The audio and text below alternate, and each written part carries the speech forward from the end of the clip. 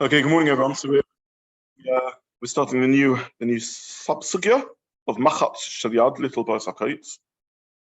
So Rava sent a shaila. Rabbi sent a shaila to Rav Yosef, in which he asked whether a damaged Machat, a needle which has lost its Chararah is its shela, its hole, the eye of the needle, Muktza, or the point of the needle. Is it Muktza? Mahu? Is it Muktza? That's his shaila.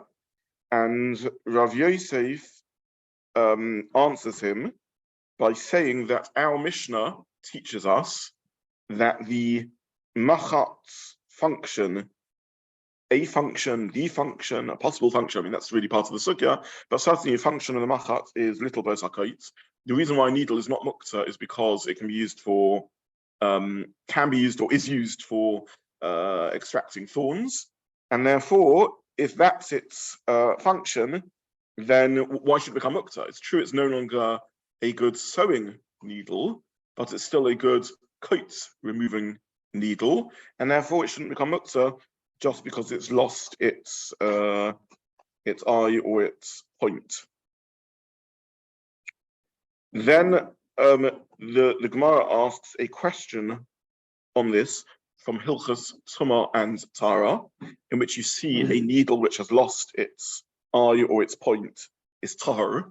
Translation, just brief explanation, is that in Hilchos Tumah and Tara, only implements, Kelim, can become Tomei, and therefore if it ceases to be a Keli, it by definition can't be Tomei. I'm not going to go now into the mashava and philosophy of Tumah, but Tumah and Tara is a very human-linked Halacha. It's about functionality. In some respects, it's analogous to a lot of ideas in Shabbos. It's around functionality. We think it's interesting. We think of Tumah and Tara as being some sort of mystical clouds floating on things. But from a halachic point of view, a very coherent philosophy emerges, in which it's a very human phenomenon, and it needs more detailed discussion. Maybe one day in the chaburah we'll learn Taurus and get some understanding of this. But either way, the Gemara makes a comparison to in Hilchos Tumah and Tara, where it loses its Keli status. On that, Abaya says, no, you can't compare Hilchos Shabbos and Hilchos Tumah to each other, and so the Gemara goes on. Okay, so there's a lot to unpick in the sugya. I want to, in a moment, begin crunching the maths of the sugya, but we're not going to, in this share, get up to significantly more conceptual analysis of the sugya yet. I hope we will get to that, but we won't get to that immediately. So for now, I just want to mention one conceptual point, that when this Tuesday and the next Sunday you learn, you'll sort of begin reflecting on these points. And I'm simply going to say that what we're going to a degree, need to focus on what emerges as the difference between Tumah and Tara on the one hand and Shabbos on the other hand. And equally, just to draw to your attention that it is clear that Tumah and Tara and Shabbos are not identical. There's no way to square the circle. They have a different conception of what Kelim are about. And very briefly, to explain that difference, Shabbos is very, very much about what I do and how I use things. And Tumah and Tara is much more about the definition of the Keli, what sort of molds and forms, almost its existential definition. Let me just give a very crude example of this in order to explain what I mean. And I use this example in Hilchos Brachos also, and therefore it's an example that I like. If you take a bottle of ketchup or a lipstick and you use it to write something, so you desperately need to leave someone a message, gone out to walk the dog, and you don't have a pen, so you could quite successfully, just about, manage to scrawl, if you had a large enough piece of paper, scrawl a message with some lipstick or with ketchup. I've done an act of writing with the ketchup or the lipstick, but I haven't redefined the ketchup or the lipstick as a pen. In other words, you can use things without redefining what they are. So that's a very, very crude, rough analogy to some of the differences floating around between Hilchos Shabbos and Hilchos Muktza. The Hilchos Shabbos is, even though both are about functionality, Hilchos Shabbos is about how humans actually operate, and Hilchos Muktza is about what the utensil or the implement is. Hilchos Tumah is about what the utensil or implement is fundamentally and existentially designed to be, both in terms of, like my lipstick example, in terms of how, to what degree I really rewrite the nature of the object, and in terms of certain halachas that the Torah gives us about what materials can or can't be used for different roles.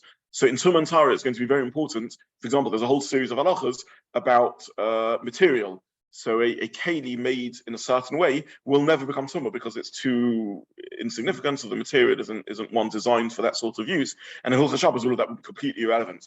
So however we crunch the sugya, just by way of introduction, I want to say no one in the sugya thinks that Tum and Tara and Muktza are identical. That's not the thrust of the sugya. They're playing with to what degree can we make careful, nuanced comparisons, but they're not. Then it's not going to be as black and white as one opinion of the Gemara thinks. You can exactly translate across from one to the other, and the other one you can't. They are different genre of halacha, but with care one can learn something from the other. Okay, that's the only high order comment I want to make for now, and we'll revisit this later, but I just wanted to, in the interest of avoiding confusion, just sort of lay that as a foundation. I'm not, by the way, even going to bother proving it, in the sense of I don't want to get too deep into Hilchos Tum and Tara now. I'm just asking you to take it as a given, and if anyone's learnt Taras, even dabbled in it, it will be obvious that this is the case. In Hilchos Tum and Tara, there's a halacha that pshuto creates a flat wooden utensil is not the kabel tumah. Because wood is designed, for whatever reason in Hilchos Tum and Tara, a flat wooden utensil isn't intrinsically enough designed for human use to become Tum and Tara. No one thinks that a challah board is Muktza because it's not a Kelim in Hilchos Tum and Tara. So it's very, very clear as soon as one opens Taras in any meaningful way that the Gemara here cannot possibly mean in a million years that it thinks that the definition of Kelim with Tum and Tara is identical to the definition of Kelim with Muktza. It certainly isn't. But the Gemara does play with the idea of perhaps there's certain interesting things we can learn from one to the other, and I'm just going to take this as a presumption. I'm not really going to. In a way, I'm not going to revisit this point in the sense that we'll visit what the Gemara is doing, but I'm just going to take as an assumption that what it definitely isn't doing is saying you can just translate halachas across. Okay. That Hakdama said, I want to start off with trying to just crunch the maths of the sugya, and the first point I want to make is that there is a bit of a hole in the sugya, and you'll see in a moment why that's a good pun. There is a bit of a gap in the sugya which the Gemara never quite flashes out, and I just draw this to your attention just in the interest of para learning. So the Gemara opens with a sofek about the Muktza status of a needle where one of two things have happened to it. Either it's lost its hole, or it's lost its kite, its point. The continuation of the sugya ties up the halachas of the Chararah, the chor, the nekev, the hole, but doesn't entirely get back to clarifying whether this also applies to the point, the point of the needle. And I'm just drawing that to your attention as sort of good mathematical crunching in the sugya. It's amazing that Gemara doesn't. I don't really know what to make of it. It starts off with a double shaila, and it only resolves one part of the shaila. In the source sheet, I printed Rabbi Zobin and Rabbi Halacha that we'll look at in a few moments who do grapple with this issue, but I don't really know why the Gemara never ties it up. Evidently, the Gemara thought it was obvious somehow. Maybe it thought they were so identical, these two shilas, that didn't need to spell it out, or they were so obviously different they didn't need to spell it out. There's a bit of a problem here. But I don't have an answer philosophically, as it were, why the Gemara misses this out. But I'm just pointing out mathematically in the sugya, the Gemara doesn't really resolve it, even though we'll find sources that address it. Sorry, go on.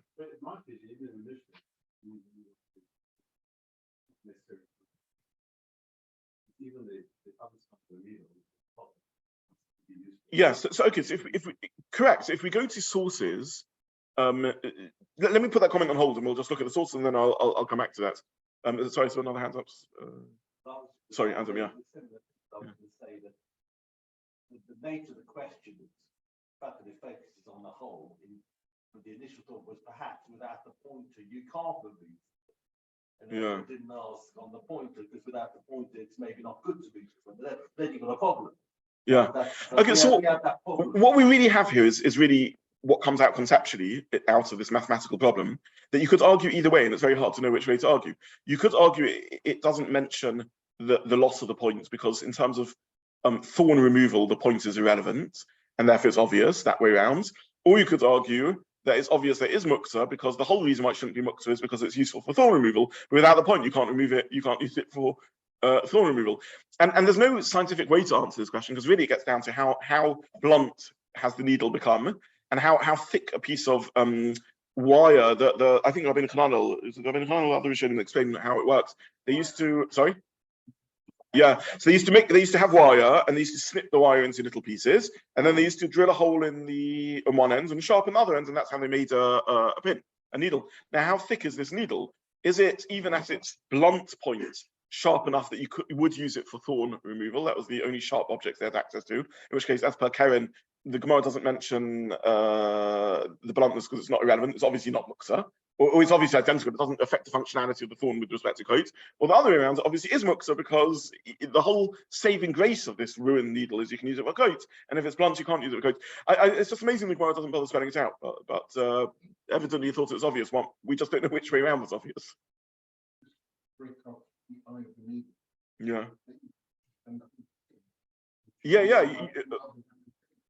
Or in Rabbi Hananel's language, you end up with a piece of wire. Right, you end up just with a piece of wire. How useful is wire? So I don't know. Okay, so just I guess everyone has now seen the sources, but just for the sake of thoroughness, let's just quickly see the Rabbeinu Hananel. So Rabbeinu Hananel, which I printed at the top of page 1, he says Machat SheNital Chararah Muktza, Perish Charuah Nekev Shelo. The Chararah means the Chor Shelo. Muktza. By the way, I think just grammatically, in Hebrew, when you have a double language, it's like an emphasis of it, or an extreme of it. So you have gal is a wave, and gal is a double wave, in other words, a circle, right? The thing. So you find this a lot in Lashon Kodesh. So sim chararah is simply a chor is a hole, and chararah is a very fine hole, or a very small hole, or something like that, which is the eye of the needle. Uktza is roisha, fine, that's the uketz. Chaburah, okay, etc. He says they're chutei basil meshuchin. So you stretch out threads of basil till you make a very thin wire. You cut them into pieces. The craftsman takes a length of a machat. He puts a small hole in one. Sorry, sharpens one head. The nokiv hakot on the other end, he makes a hole in it. That's how you make a needle. By the way, the Rabbeinu Hananel mentions that there's a sheer orach hamachat, there's a length of a needle. I think the reason he's saying this is in order to help us understand why once it's broken, you chuck it out. But when I learned the Gemara, I was puzzled. I mean, once it's broken, it's still a piece of wire, so why not make a new needle from it? How is it worse than the original needle? So I thought maybe the answer was that the original wire. I'm sorry, how's it worse than the original wire? So I thought the answer was because the original wire is in the possession of an whereas the broken needle is in the possession of a householder. So an who has a wire has the equipment to sharpen one end and make a hole in the other end, and therefore does it. But a householder gets a broken needle, doesn't bother taking a piece of wire back to the craftsman and say, do you mind putting in another hole and sharpening the other end? And therefore just discards it. The problem with that explanation was it's a bit softened in the Gemara. The Gemara doesn't spell it out. When I saw Rabbeinu Hananel, I realized there's another obvious answer to that, which is the has cut the piece to the right end. If the chud snaps off or the eye snaps off, you now have a too short piece of wire to be useful as a needle. And you can't extend it anymore because you've made it as thin as you wanted your needle to be, and therefore they would discard it. That seems to be the pshat in the Gemara. Either way, the Rabbeinu Hananel says before you make this hole in it and sharpen it, it's called a golem. So he puts together both elements of it. And about both these scenarios, he says, they can be used in the Shabbos. So the Rabbeinu Hananel seems to learn the Gemara as being a symmetrical discussion about both. He doesn't make a distinction. The Bia Halacha very briefly leaves it as a sofek. The Stapakti, he says, I was musupik. If it doesn't have a sharpened point to gamkein mutzah b'zeh, or maybe it's even not usable for thorn removal. So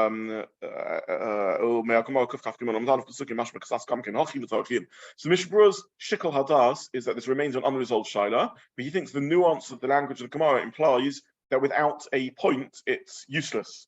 More like I think Adam was saying. He seems to think that the schema of Gemara, the fact that the Gemara misses out saying anything about the point, indicates that without a point you couldn't even remove a coat. That's the way the Mishnah thinks one should jump, but he leaves it as a suffix. So that's just in the matters of yeah. Cool. What would Rabbi Zobin making the distinction between the material prepared for making a needle and one which had been broken subsequently? I didn't know where he got that from. He got that from the Gemara. So Rabbi Katten is coming from the Maskana of the Gemara, but in his summary of the Gemara, you see that he puts the two together the whole way through. That's all you see in Rabbi Katten. Yeah. Okay, so that's just a hakdama. The second sort of piece of maths I want to engage in is the raya of Rav Yosef to paskin Rava Breid Rabba's shaila. So Rava Breid Rabba wants to know whether a needle which has lost its eye or its point is muktza or not, and Rav Yosef thinks that's explicit in a Mishnah. Now, even though the Gemara analyzes this raya and it discusses to what degree whether it's true or not, and the comparison to Tumah, and Rava comes to the defense of Abaya and the whole Emshel the Sugya, it never really gets back to Rav Yosef's raya and says, what do we do with it? This is pointed out by the Sasamis that I printed in the source. And it never really analyzes whether Rav Yosef's raya is a good raya or not either. So there's two gaps in the Sugya. First of all, it doesn't really explain Rav Yosef's raya to us. Is the Mishnah a good raya or not? Is it a knockout blow? Is it determinant? And secondly, remarkably, after Rav Yosef seems to bring a raya, Rav Yosef thinks there's an explicit Mishnah that answers this shaila. And yet the Sugya carries on analyzing the shaila. It doesn't seem to think the raya from the Mishnah is a knockout blow. And in the end, it rejects the comparison based upon or at least opens the possibility that you can't compare the two based upon a proof from Tumah and Chararah. And it never gets back to saying, so what do we do with the Mishnah? That's the Sfas question in the Gemara, right? So there's something, again, funny. Normally, when someone brings a raya from a Mishnah, we would want to be convinced of the raya. I'm not convinced of the raya. I don't completely understand the raya. We would want the Gemara to analyze the raya if it is a dubious raya. The Gemara doesn't do that. And if in the end the Gemara leaves open the possibility that the raya that we don't follow this conclusion of Rav Yosef, which the Gemara does, because Rava comes to the defense of Abaya and argues that you can make a legitimate comparison between Tumah, which would lead to comparison against the Maskana of Rabbi Yosef, in which this Kelim is a Muktza. So how can you leave an outcome in which we're open to the possibility that the broken Machat is Muktza, when Rabbi Yosef says I have an explicit Mishnah that says the broken Machat is not Muktza? So it's an incomplete piece of Gemara in its analysis, seemingly, and the Gemara doesn't tie up the loose ends. So where do we go with this Gemara? And actually, what is Rav Yosef's raya from the Mishnah? Because there seems to be a problem in the raya. The Mishnah, Rav Yosef seems to be arguing that having the potential use of removing a coat, is thorn removal is enough to stop something being Muktza. But that's not quite what the Mishnah says. Let's go back to basics and remind ourselves of what the Mishnah's topic is. The Mishnah is talking about Kelim, and the Mishnah simply says that you can use a needle to remove a thorn. Now, what's the chiddush of the Mishnah? Because a needle is Muktza. Why is the needle Muktza? Because it's used for sewing. Sewing is a prohibited activity is a melacha, and therefore this is a klish melachot l'isa. Why can you use it to remove the thorn? Because this is called soich gufay. We had an extensive Gemara about that, right? That there's different levels of muktzah, and the chiddush of a keli, if you have a piece of stone, what we refer to as muktzah machmas gufay, something that fundamentally has no functionality, you can't on Shabbos use it for a particular need. There are all sorts of things you can do with stones. You can use stones as door stoppers, but you can't take a stone and use it as door stopper, because when Shabbos came in, it was so useless that it wasn't made for human use at all. And therefore, you now want to use it on Shabbos for the human use of a door stopper or a paperweight. That's creating use that didn't exist at the beginning of Shabbos. That's what we mean by muktzah. However, the lesser level of muktzah, which is a kli shemanachta l'isa, it is a kli. It's set aside for human use. It happens to be the use that it's set aside for is a forbidden use, and therefore it's muktzah. But the chiddush of, and we saw it was actually a machlokas, but the chiddush of the Halacha we hold this, the chiddush of the Amoraim hold that you can use a kli shemanachta l'isa, the sorich gufay, is that a kli is a kli is a kli. True, it's muktzah to the extent that it's normally omed for an osa use, but since it's a kli and omed for human use, if on Shabbos I find a mutzah use for it, that's not an invention of a new functionality to it, and therefore, because it's a kli, it's only made for all uses, and I can use it as tzorech gufay. Now, if this is shut in the Mishnah, all you see is that a keli, a usable needle, is a kli, and even though it's muktza because it's a kli shemalachta l'isa, nonetheless I can use it tzorech gufay on Shabbos as a coat remover. What happens if it ceases to be a kli and becomes a stone because it's now become useless? Then the heter of the tzorech gufay wouldn't apply. Surely Rabba's question, Rava bar Grade Rabba's question was, does this broken needle become a stone? And if it becomes a stone, I wouldn't be able to use it to remove a coat because it ceases to be a kli. So Rav Yosef's derived from the Mishnah begs the question. There's circular reasoning going on over here. The Mishnah tells me that a functional needle is a kli, and therefore it can be used tzorech gufay. Rabba asks a question. Rabba asks a question whether a needle that's lost its point or lost its eye is still a kli, or it's become dysfunctional and therefore ceases to be a kli.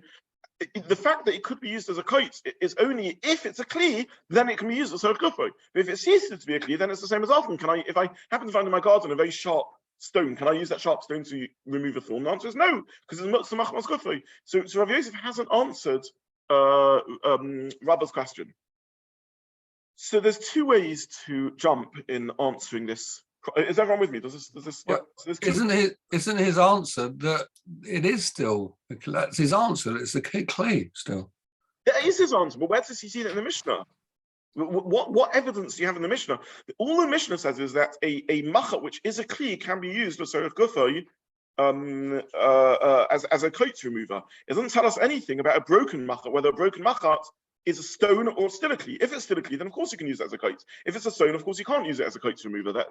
So you're saying the aspect of it being a kli in the Mishnah is the fact that it's can remove, it still can remove the coats. It can remove the thorn. In my question, wrongly or rightly, I'm assuming the pshat of the Mishnah is that it is a machat, it is a kli, and therefore it can be used for even though it's muktza on Shabbos because its main use is melacha. Nonetheless, it can be used tzorech gufay for a subsidiary use if it's a kli. In which case, Rav Yosef is missing the point and bringing his raya. Because I don't see evidence in the Mishnah that just the coat removal ability alone is enough to make it into a kli. All I see, I'll come to the moment, Karen. All I see is that if it's a kli, I can also use it to remove a coat. I don't see that coat removal functionality is enough independently to make it a kli. That's the premise of my question. My premise may be wrong, but that's how I came into the Gemara. That was my puzzled confusion in the Gemara. In a moment, we will now unpick the premise, and maybe I'm wrong. Maybe I've told you, but honestly speaking, when I learned the Gemara, I had in my mind that the Mishnah was saying that a kli shemalachta l'isa can still be used for coats removal because it's a kli. In which case, Rav Yosef completely misses the point. It's a kli for both. It's a kli for its normal use. And that is what Rav Yosef says. But where does he see that in the Mishnah? In the Mishnah, you don't see that. In the Mishnah, you see that it's a kli for sewing, but can be used for tzorech gufay. You're 100% right, Max. Rav Yosef is saying exactly what you say, which is it's enough to make it a kli to use it coat removal. The question is, but where do you see that in the Mishnah? In the Mishnah, we have a perfectly viable reading, and I thought actually the more obvious reading in the Mishnah, which the Mishnah is not saying that. The Mishnah is saying that it's a kli for sewing purposes, but it's a kli shemalachta l'isa, and therefore can be used also for coats. So what I need to hear, what you're saying, Max, is right, but I'm missing critical information about where Rav Yosef sees it in the Mishnah. So, Karen. Did you say that in the other example, like hammer, Yes. when you use the hammer for the sort of football, you're still using it as a tool. You're not, you're not saying use it as a paperweight. So there's just some hammer uses are there's some uses. When you use the needle to remove the pus, you're not using it as a needle anymore. What Yosef is saying is this needle actually has two functions. It's a needle for sewing, and it's also something that can be used. So it's actually a cliche not to let this all ahead. But very, very nice, Ara. I had not thought of this. I need to rephrase now. We have three answers to the question. It's a very, very fine piece of logic you're saying. The reason I didn't think of this is because I was being haunted by Halacha l'maisa, but that's always a fatal error in learning the sugya. So let me flesh out Karen's point, because I need to work through the Mishnah and see whether I actually work through all the scenarios in the Mishnah. But let me just spell out your point, because it's a very, very fine point. It's a very, very lovely point. Okay, so Karen, la halacha, the hammer can be used as a paperweight or equally. It can be used for non-hammer purposes also, and that's also called tzorech gufay. Karen is pointing out, though, that in the Mishnah we don't see that chiddush. We see a lesser chiddush. All we see in the Mishnah is that you can use a keli shemalachta le'isa for a tzorech gufay, which is another, albeit less frequent, but fundamental use of the utensil. Normally hammers are used for knocking nails, but hammers can also be used for breaking coconut. So these are equal. I'm using it as a hammer.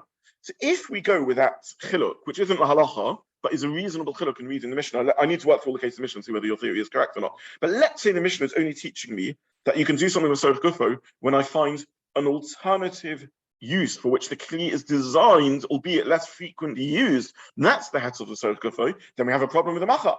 Because the machat I'm not using as a needle, I'm using it as a thorn removal. That's a completely different use. Where do we see that the head of tzorech gufay extends that far? So therefore, if Yosef is deducing from that correctly, this must be an alternative use of a machat, but that's part of what a machat is used for. And therefore, you see this is another primary use of a machat, and therefore enough in and of in itself to make it a keli. Very, very nice piece of reasoning. The homework we need to do, I'm not going to think about this on the spot because the time is, does that fit all the scenarios of the Mishnah? But assuming you've done your homework, Karen, and it fits all the scenarios, then okay. Fine. Then it's a very fine piece of sorry. But I thought the Mishnah meant that this is a secondary use. It's not what a needle. And my argument is as follows: where does Rav Yossi see in the Mishnah that machat is a primary use of coats removal as a primary use of the machat? Maybe all it means is, of course, the machat's only designed for sewing, but a tzorech gufay is enough. What gave Rav Yosef a clue that this is enough to make it into a kli in its own right, that this is a primary function of needleness? So one answer to this is logic, which we need to work through, which is Karen's arguing that in all the other scenarios of the Mishnah, either true or not, I have no idea, are cases in which you're using them for a primary function, and therefore Rav Yosef is saying this is a secondary primary function. I'll just briefly. Is everyone with me in this discussion? Have I lost? This is okay? Okay. If I just ask, sorry, on the Mishnah, I know you said you haven't been through all the cases, but didn't we see in the Gemara on that Mishnah, the whole point with the pitchfork is that it's dafka not a use. It's like, it says, would you really use a pitchfork to feed a child? No, it definitely is a secondary use to use a pitchfork to feed a child, but you're still forking with it. You're still using it as a fork. I think that's Karen's argument. You're still using it as a fork. I don't want to go too much further than this because the truth is I haven't in the least thought of Karen's svara, and I want to process this. And you may be right, Josh, that it's true that you're still forking it, but the difference is too significant. I need to work through the Gemara again, so I don't want to make a further fool of myself. Other than to say Karen's drawing out a very beautiful point, which is maybe in the scenarios in the Mishnah, there are all cases where you're using them for a less regular use, but one which is still part of the natural function of the implement, and therefore the Rav Yosef is saying it must be that part of the natural function of the pin is coats removal rather than it being a completely arbitrary thing like a paperweight. I don't know.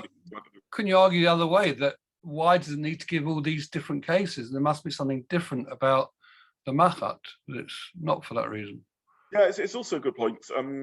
I think we touched on this a while back, but to my embarrassment, I don't entirely remember this. I think one of the Rishonim discussed why we need all these different cases and what the chiddush is of each case, because each case must be bringing out another aspect of unusual usefulness. So yeah, again, the truth is, I don't know much further to say about Karen's point because it's brought home to me that I need to do Chararah on the scenarios of the Mishnah.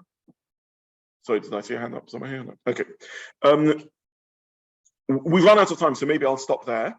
Other than to say, I was going to share two answers, and I'll share them with you on Tuesday. But just in terms of preparation for Tuesday, the first answer is a piece of mathematical reasoning from the Sfas Emes, printed at the bottom of page 1, in which the Sfas Emes also reminds us that we need to do Chararah, because the summary I just gave of what the Mishnah says was a very biased summary, because it's a summary according to the second reading of the Gemara, which is on Kuf Chaf Beis Gimel Amud Aleph. At the bottom of Kuf Chaf Beis on the base, there was Rav Yehuda's reading of the Mishnah, and Rav Yehuda's reading of the Mishnah does make Rav Yosef's proof an ironclad proof. So I gave a distorted summary of the Mishnah, reading the Mishnah like the conclusion of the Gemara, but Rav Yehuda thought the Mishnah was saying something different, and when Rav Yehuda's reading the Gemara, it makes perfect sense. By the way, just to avoid confusion in the reading of Sfas Emes on the second line, The first time he has the initials Reishiud, it means Rav Yosef. Second time he has the initials Reishiud, it means Rav Yehuda. So as you work through this, just realize what he's doing is he's referencing us. In brief, the message I want to have to take away from this year is please go and do Chazorah on the bottom of Kuchaf base on the base, or we won't be able to understand that sugya. And Emir Hashem on Tuesday will carry on. So, and I include myself in that mitzvah because I thought I'd done Chazorah and I realized I hadn't done session Chazorah. Oh, Okay, shkoyach everyone. Thank you very much. thank you. Thank you.